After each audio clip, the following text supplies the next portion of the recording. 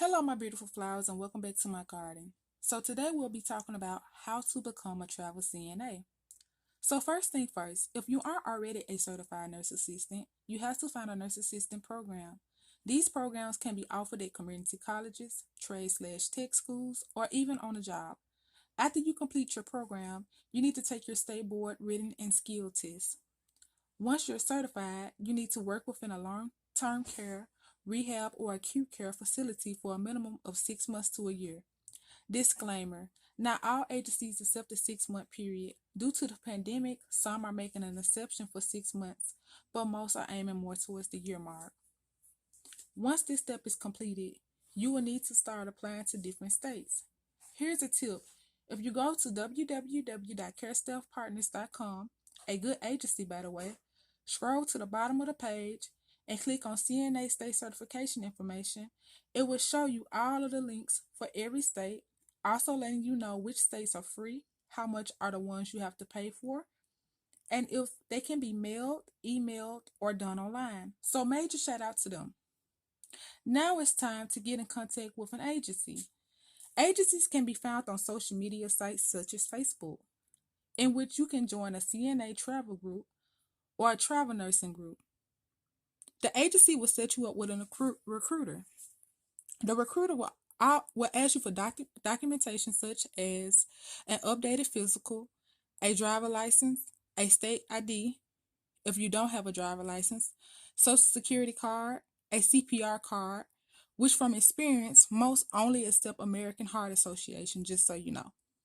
Copies of your states that you are certified in, your shot record, 3 professional references, your vaccination card. Depending on some companies, they may require you to take a knowledge test. You will also have to complete an application, complete your skill list, conduct an over-the-phone interview. Once all of this is clear, you will be sent a W-9 form to complete and able to opt in or out for insurance. You and your recruiter will then discuss the state, the town, the shift, whether 3 to 11, 7 to 3, 11 to 7, the shift length, 8 hours to 12 hours, the amount of weeks, 4 weeks to 13 weeks,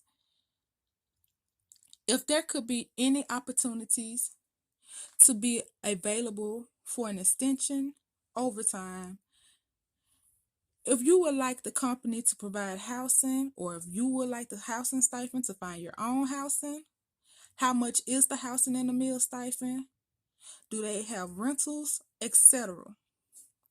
Once you agree with the terms of the conversation, you will be sent a contract. Friendly tip: please read over the contract. Do not just sign.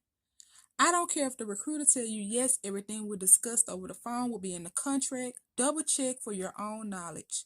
Someone can tell you you'll only have to work 8 hours a day, and you just signed the contract which states 12 hours, but because you didn't read, and you ready to clock out after 8 hours, and everyone's looking at you crazy, like, where are you going? But you're the one that put pen to paper. So I hope this was helpful. If you have any more questions, please comment them down below and I will answer. I'm leaving you with peace, love, and bloom. I love you, Shan.